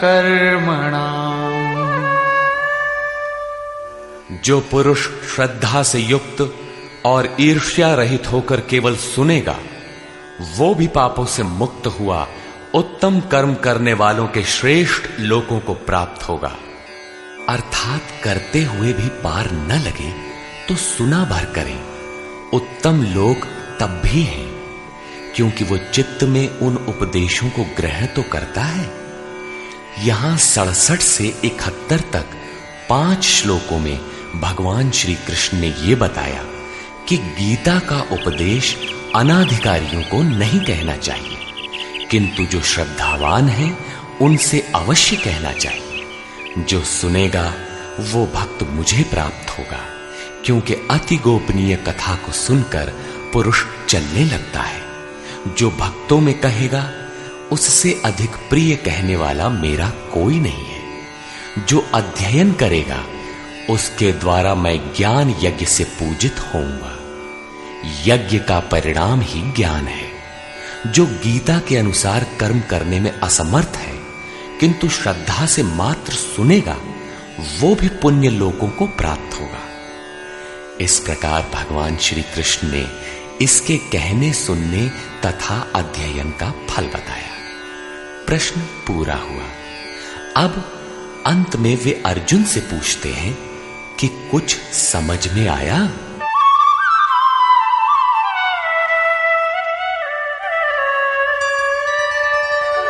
कच्चिदेतच्छ्रितं पार्थ त्वयैकाग्रेण चेतसा कच्चिदज्ञानसम्मोहः प्रनष्टस्ते धनञ्जय।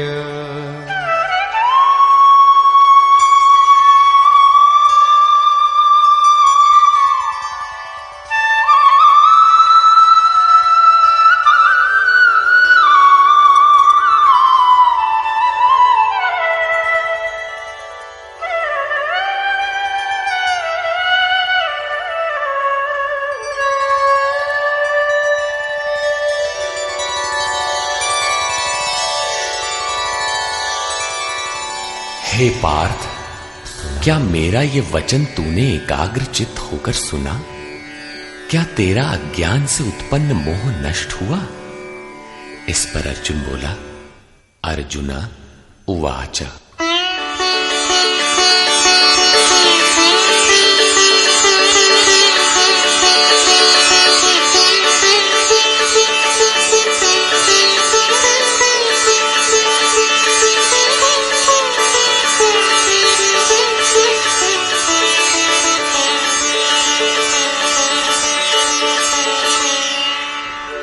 नष्टो मोहः स्मृतिर्लब्धा त्वत्प्रसादान्मयाच्युत स्थितोऽस्मि गतसन्देहः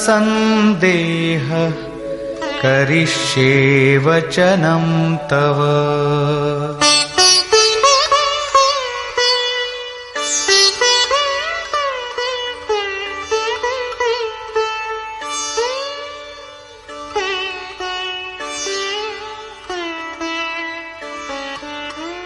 अच्युत अर्थात जो सत्य से कभी च्युत नहीं होते। आपकी कृपा से मेरा मोह नष्ट हो गया है, मुझे स्मृति प्राप्त हुई है, मुझे याद है, अब मैं संशय रहित हुआ स्थित हूं और आपकी आज्ञा का पालन करूंगा। अर्जुन का समाधान हो गया। साथ ही योगेश्वर श्री कृष्ण के श्रीमुख से निःसृत वाणी का उपसंहार हुआ। इस पर संजय बोला, 11वें अध्याय में विराट रूप का दर्शन करा लेने पर योगेश्वर श्री कृष्ण ने कहा था कि अर्जुन, अनन्य भक्ति के द्वारा मैं इस प्रकार देखने को, जैसा तूने देखा है, तत्व से जानने तथा प्रवेश करने को सुलभ।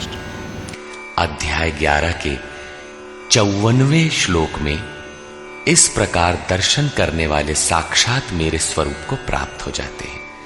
और यहां भी अर्जुन से पूछते हैं कि क्या तुम्हारा मोह नष्ट हुआ? अर्जुन ने कहा कि मेरा मोह नष्ट हो गया, मैं अपनी स्मृति को प्राप्त हो गया हूं, आप जो कहते हैं वही करूंगा। दर्शन के साथ तो अर्जुन को मुक्त हो जाना चाहिए था।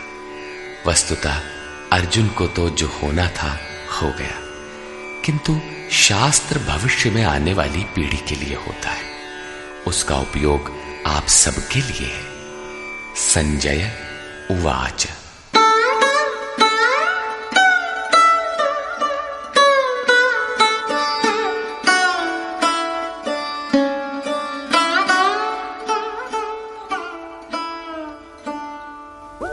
इत्यहं वासुदेवस्य पार्थस्य च महात्मनः संवादमिममश्रौषम् अद्भुतं रोमहर्षणम्। इस प्रकार मैंने वासुदेव और महात्मा अर्जुन, अर्थात अर्जुन एक महात्मा है, योगी है, साधक है, न कि कोई धनुर्धर जो मारने के लिए खड़ा हो।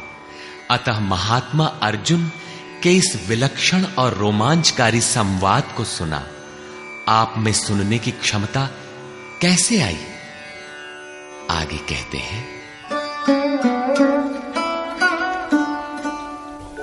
व्यासप्रसादाच्छ्रितवान् एतद्गुह्यमहं परम् योगं योगेश्वरात् कृष्णात् साक्षात् कथयतः स्वयं।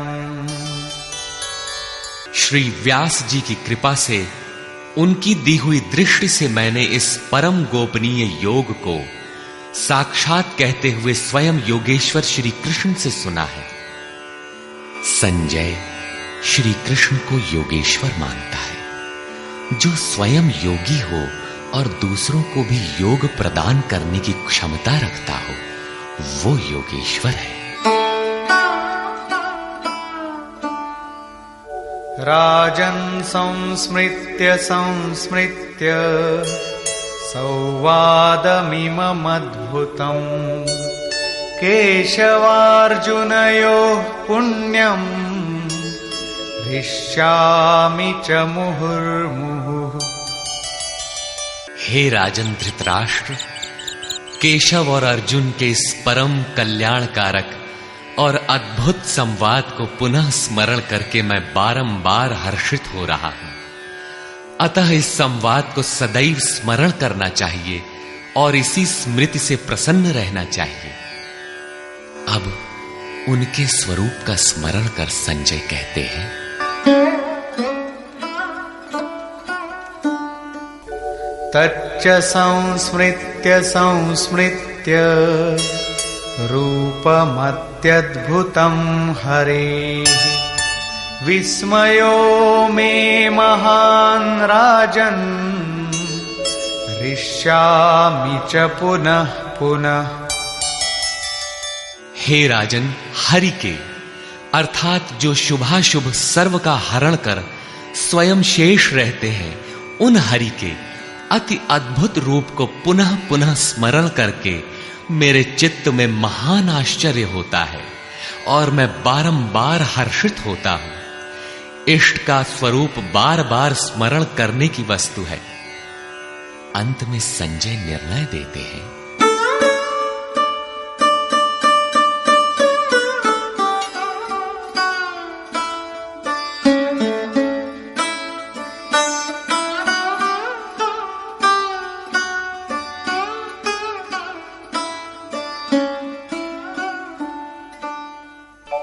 यत्र योगेश्वरः कृष्णो यत्र पार्थो धनुर्धरः तत्र श्रीर्विजयो भूतिः ध्रुवा नीतिर्मतिर्मम तत्र श्रीर्विजयो भूतिः ध्रुवा नीतिर्मतिर्मम।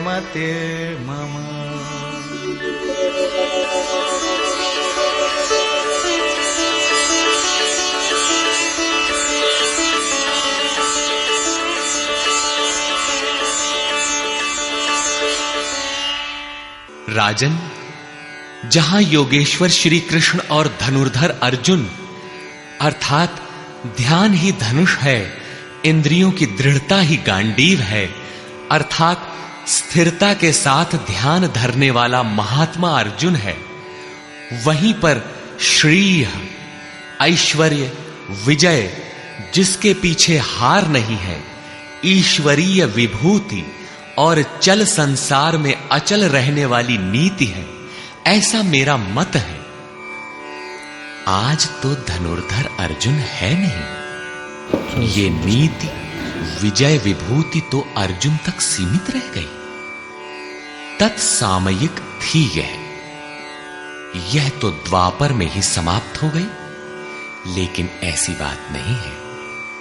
योगेश्वर श्री कृष्ण ने बताया कि मैं सबके हृदय देश में निवास करता हूं, आपके हृदय में भी वे हैं। अनुराग ही अर्जुन है। अनुराग आपके अंतःकरण की इष्टोन्मुख लगन का नाम है। यदि ऐसा अनुराग आप में है तो सदैव वास्तविक विजय है और अचल स्थिति दिलाने वाली नीति भी सदैव रहेगी, न कि कभी थी। जब तक प्राणी रहेंगे परमात्मा का निवास उनके हृदय देश में रहेगा। विकल आत्मा उसे पाने का इच्छुक होगा और उनमें से जिसके भी हृदय में उसे पाने का अनुराग उमड़ेगा वही अर्जुन की श्रेणी वाला होगा, क्योंकि अनुराग ही अर्जुन है। अतः मानव मात्र इसका प्रत्याशी बन सकता है। निष्कर्ष, यह गीता का समापन अध्याय है। आरंभ में ही अर्जुन का प्रश्न है, प्रभु मैं त्याग और सन्यास के भेद और स्वरूप को जानना चाहता हूं। योगेश्वर श्री कृष्ण ने इस पर प्रचलित 4 मतों की चर्चा की। इनमें एक सही भी था। इससे मिलता जुलता ही निर्णय योगेश्वर श्री कृष्ण ने दिया कि यज्ञ, दान और तप किसी काल में त्यागने योग्य नहीं है। ये मनीषियों को भी पवित्र करने वाले हैं। इन तीनों को रखते हुए इनके विरोधी विकारों का त्याग करना ही वास्तविक त्याग है। यह सात्विक त्याग है। फल की इच्छा के साथ त्याग राजस है। मोहवश नियत कर्म का ही त्याग करना तामस त्याग है। और सन्यास त्याग की ही चरमोत्कृष्ट अवस्था है। नियत कर्म और ध्यान जनित सुख सात्विक है। इंद्रियों और विषयों का भोग राजस है और तृप्तिदायक अन्न की उत्पत्ति से रहित दुखद सुख तामस है। मनुष्य मात्र के द्वारा शास्त्र के अनुकूल अथवा प्रतिकूल कार्य होने में 5 कारण हैं। कर्ता अर्थात मन, पृथक पृथक करण अर्थात जिनके द्वारा किया जाता है।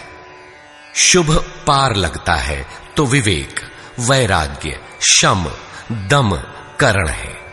अशुभ पार लगता है तो काम, क्रोध, राग, द्वेष इत्यादि करण होंगे।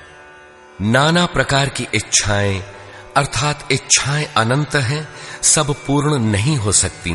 केवल वह इच्छा पूर्ण होती है जिसके साथ आधार मिल जाता है। चौथा कारण है आधार अर्थात साधन। और 5वां हेतु है दैव अर्थात प्रारब्ध या संस्कार। प्रत्येक कार्य के होने में यही 5 कारण हैं। फिर भी जो कैवल्य स्वरूप परमात्मा को कर्ता मानता है वह मूल बुद्धि यथार्थ नहीं जानता। अर्थात भगवान नहीं करते, जबकि पीछे कह आए हैं कि अर्जुन तू निमित्त मात्र होकर खड़ा भर रहे, कर्ता धर्ता तो मैं हूं। अंततः उन महापुरुष का आशय क्या है? वस्तुतः प्रकृति और पुरुष के बीच एक आकर्षण सीमा है।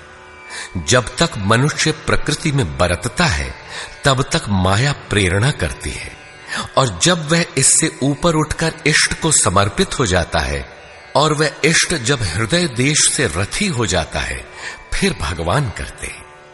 ऐसे स्तर पर अर्जुन था, संजय भी था, और सबके लिए इस अर्थात कक्षा में पहुंचने का विधान है। अतः यहां भगवान प्रेरणा करते हैं। पूर्ण ज्ञाता महापुरुष, जानने की विधि और ज्ञेय परमात्मा, इन तीनों के संयोग से कर्म की प्रेरणा मिलती है। इसलिए किसी अनुभवी महापुरुष अर्थात सद्गुरु के सानिध्य में समझने का प्रयास करना चाहिए। वर्ण व्यवस्था के प्रश्न को चौथी बार लेते हुए योगेश्वर श्री कृष्ण ने बताया कि इंद्रियों का दमन, मन का शमन, एकाग्रता, शरीर, वाणी और मन को इष्ट के अनुरूप तपाना, ईश्वरीय जानकारी का संचार, ईश्वरीय निर्देशन पर चलने की क्षमता इत्यादि ब्रह्म में प्रवेश दिलाने वाली योग्यताएं ब्राह्मण श्रेणी के कर्म है।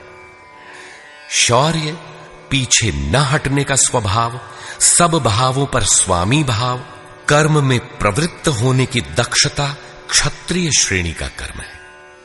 इंद्रियों का संरक्षण, आत्मिक संपत्ति का संवर्धन इत्यादि वैश्य श्रेणी के कर्म है, और परिचर्या शूद्र श्रेणी का कर्म है। शूद्र का अर्थ है अल्पज्ञ। अल्पज्ञ साधक जो नियत कर्म चिंतन में 2 घंटे बैठकर 10 मिनट भी अपने पक्ष में नहीं पाता। शरीर अवश्य बैठा है, लेकिन जिस मन को टिकना चाहिए वह तो हवा से बातें कर रहा है। ऐसे साधक का कल्याण कैसे हो? उसे अपने से उन्नत अवस्था वालों की अथवा सद्गुरु की सेवा करनी चाहिए। शनै शनै उसमें भी संस्कारों का सृजन होगा, वह गति पकड़ लेगा। अतः इस अल्पज्ञ का कर्म सेवा से ही प्रारंभ होगा। कर्म एक ही है, नियत कर्म, चिंतन। उसके कर्ता की 4 श्रेणियां अति उत्तम, उत्तम, मध्यम और निकृष्ट ही ब्राह्मण, क्षत्रिय, वैश्य और शूद्र हैं। मनुष्य को नहीं बल्कि गुणों के माध्यम से कर्म को 4 भागों में बांटा गया। गीतोक्त वर्ण इतने में ही है। तत्व को स्पष्ट करते हुए उन्होंने कहा कि अर्जुन, उस परम सिद्धि की विधि बताऊंगा जो ज्ञान की परानिष्ठा है। विवेक, वैराग्य, शम, दम, धारावाही चिंतन और ध्यान की प्रवृत्ति इत्यादि ब्रह्म में प्रवेश दिला देने वाली सारी योग्यताएं जब परिपक्व हो जाती हैं और काम, क्रोध, मोह, राग, द्वेषादि प्रकृति में घसीट कर रखने वाली प्रवृत्तियां जब पूर्णतः शांत हो जाती हैं, उस समय वह व्यक्ति ब्रह्म को जानने योग्य होता है। उसी योग्यता का नाम पराभक्ति है। पराभक्ति के द्वारा ही वह तत्व को जानता है। तत्व है क्या?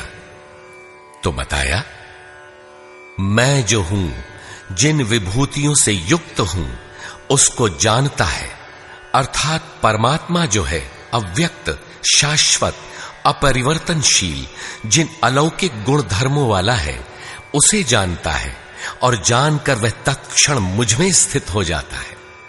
अतः तत्व है परम तत्व, न कि 5 या 25 तत्व। प्राप्ति के साथ आत्मा उसी स्वरूप में स्थित हो जाता है, उन्हीं गुण धर्मों से युक्त हो जाता है। ईश्वर का निवास बताते हुए योगेश्वर श्री कृष्ण ने कहा, अर्जुन, वह ईश्वर संपूर्ण भूतों के हृदय देश में निवास करता है, किंतु माया रूपी यंत्र में आरूढ़ होकर लोग भटक रहे हैं, इसलिए नहीं जानते। अतः अर्जुन, तू हृदय में स्थित उस ईश्वर की शरण जा। इससे भी गोपनीय एक रहस्य और है कि संपूर्ण धर्मों की चिंता छोड़कर तू मेरी शरण में आ, तू मुझे प्राप्त होगा। यह रहस्य अनाधिकारी से नहीं कहना चाहिए, जो भक्त नहीं है उससे नहीं कहना चाहिए, लेकिन जो भक्त है उससे अवश्य कहना चाहिए। उससे दुराव रखें तो उसका कल्याण कैसे होगा? अंत में योगेश्वर श्री कृष्ण ने पूछा, अर्जुन, मैंने जो कुछ कहा उसे तूने भली प्रकार सुना, समझा, तुम्हारा मोह नष्ट हुआ कि नहीं? अर्जुन ने कहा, भगवन, मेरा मोह नष्ट हो गया है। मैं अपनी स्मृति को प्राप्त हो गया हूं। आप जो कुछ कहते हैं वही सत्य है और अब मैं वही करूंगा।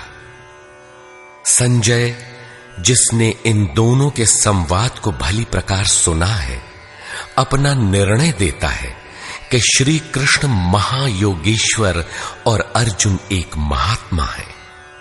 उनका संवाद बारंबार स्मरण कर वह हर्षित हो रहा है, अतः इसका स्मरण करते रहना चाहिए। उन हरि के रूप को याद करके भी वह बारंबार हर्षित होता है, अतः बारंबार स्वरूप का स्मरण करते रहना चाहिए। ध्यान करते रहना चाहिए। जहां योगेश्वर श्री कृष्ण हैं और जहां महात्मा अर्जुन हैं, वहीं श्री है। विजय, विभूति और ध्रुव नीति भी वही है। सृष्टि की नीतियां आज हैं तो कल बदलेंगी। ध्रुव तो एकमात्र परमात्मा है। उसमें प्रवेश दिलाने वाली नीति ध्रुव नीति भी वही है। यदि श्री कृष्ण और अर्जुन को द्वापर कालीन व्यक्ति विशेष मान लिया जाए, तब तो आज न अर्जुन है और न श्री कृष्ण। आपको न विजय मिलनी चाहिए और न विभूति, तब तो गीता आपके लिए व्यर्थ है। लेकिन नहीं, श्री कृष्ण एक योगी थे। अनुराग से पूरित हृदय वाला महात्मा ही अर्जुन है। ये सदैव रहते हैं और रहेंगे। श्री कृष्ण ने अपना परिचय देते हुए कहा कि मैं हूं तो अव्यक्त, लेकिन जिस भाव को प्राप्त हूं वह ईश्वर सबके हृदय देश में निवास करता है। वह सदैव है और रहेगा। सबको उसकी शरण जाना है। शरण जाने वाला ही महात्मा है, अनुरागी है, और अनुराग ही अर्जुन है। इसके लिए किसी स्थित प्रज्ञ महापुरुष की शरण जाना नितांत आवश्यक है, क्योंकि वही इसके प्रेरक हैं। इस अध्याय में सन्यास का स्वरूप स्पष्ट किया गया कि सर्वस्व का न्यास ही सन्यास है। केवल बाना धारण कर लेना सन्यास नहीं है, बल्कि इसके साथ एकांत का सेवन करते हुए नियत कर्म में अपनी शक्ति समझकर अथवा समर्पण के साथ सतत प्रयत्न अपरिहार्य है। प्राप्ति के साथ संपूर्ण कर्मों का त्याग ही सन्यास है, जो मोक्ष का पर्याय है। यही सन्यास की पराकाष्ठा है। अतः ओम तत्सदिति श्रीमद्भगवद्गीतासूपनिषत्सु ब्रह्म विद्यायाम योग शास्त्रे श्री कृष्ण अर्जुन संवादे संन्यास योगो नाम 18 अध्याय। इस प्रकार स्वामी अड़गड़ानंद कृत श्रीमद्भगवद्गीता के भाष्य यथार्थ गीता का 18वां अध्याय पूर्ण होता है। हरि ओम तत्सत।